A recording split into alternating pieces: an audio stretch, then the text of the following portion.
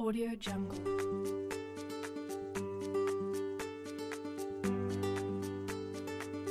Assalamualaikum warahmatullahi wabarakatuh. Selamat pagi anak-anak. Kembali lagi di pembelajaran IPA di kelas 7. Untuk hari ini kita masih ada di bab 3 ya. Dan materi yang akan kita bahas hari ini tentang pemisahan campuran.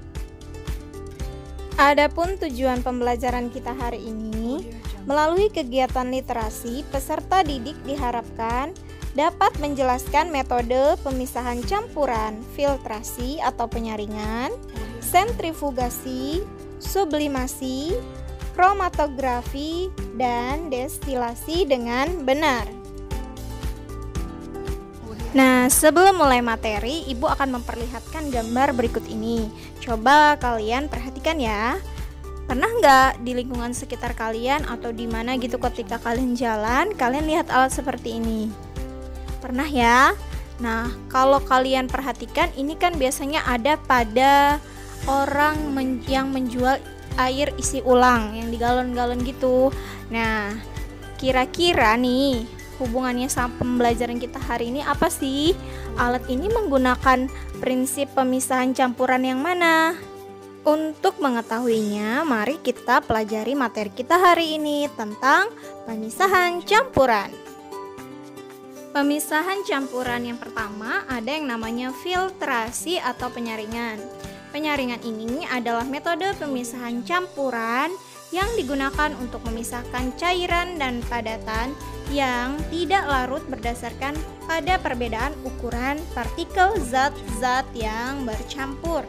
Dalam kehidupan sehari-hari, biasanya kan kalian pernah tuh membuat teh yang menggunakan saringan itu ya, atau kalian memeras santan dari kelapa parut. Nah, itu kan salah satu contoh dari penggunaan metode penyaringan atau filtrasi ini.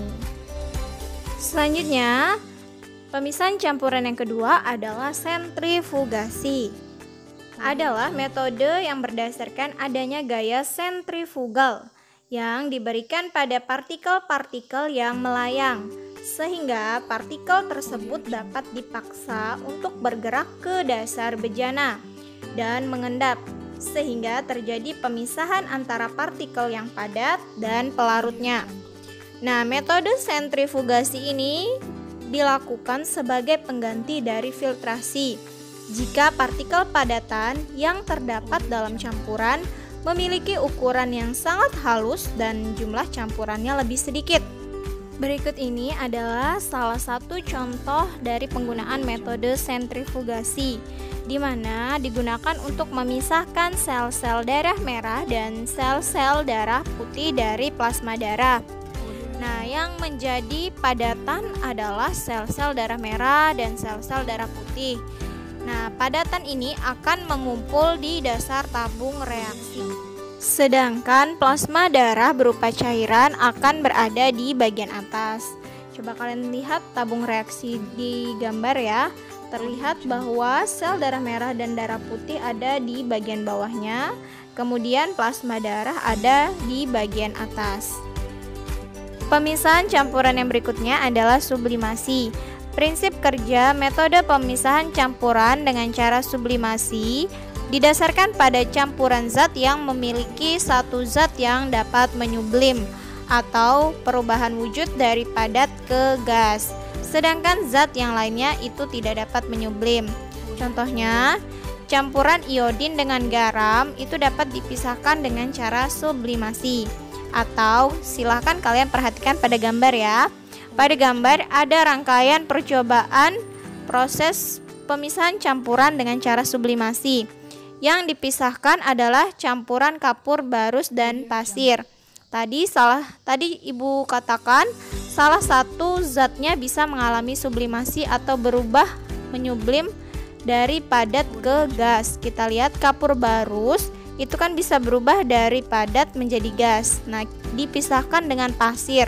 Pasir itu tidak dapat menyublim. Nah, jadi campuran kapur barus dan pasir ini dipanasi, kemudian di atasnya itu diberi tutup yang di atasnya diletakkan es batu. Nah, nanti gas yang menyublim, gas kapur barus yang menyublim itu akan menempel di tutupnya itu, dan kemudian dia akan berubah menjadi padat lagi karena di bagian atasnya kita taruh es batu. Selanjutnya adalah kromatografi. Pemisahan campuran dengan cara kromatografi pada umumnya digunakan untuk mengidentifikasi suatu zat yang berada dalam suatu campuran. Prinsip kerjanya didasarkan pada perbedaan kecepatan merambat antara partikel-partikel zat yang bercampur dalam suatu medium diam ketika dialiri suatu medium yang bergerak. Contohnya, penggunaan metode kromatografi diantaranya untuk memisahkan berbagai zat warna dan tes urin untuk seseorang yang dicurigai menggunakan obat terlarang atau seseorang atlet yang dicurigai menggunakan doping. Contoh lainnya bisa juga kromatografi ini digunakan untuk mengidentifikasi kandungan zat tertentu dalam suatu bahan makanan, mengidentifikasi hasil pertanian yang tercemar oleh pestisida, dan masih banyak lagi penggunaan kromatografi ini dalam kehidupan sehari-hari. Jenis kromatografi yang paling banyak digunakan itu adalah kromatografi kertas.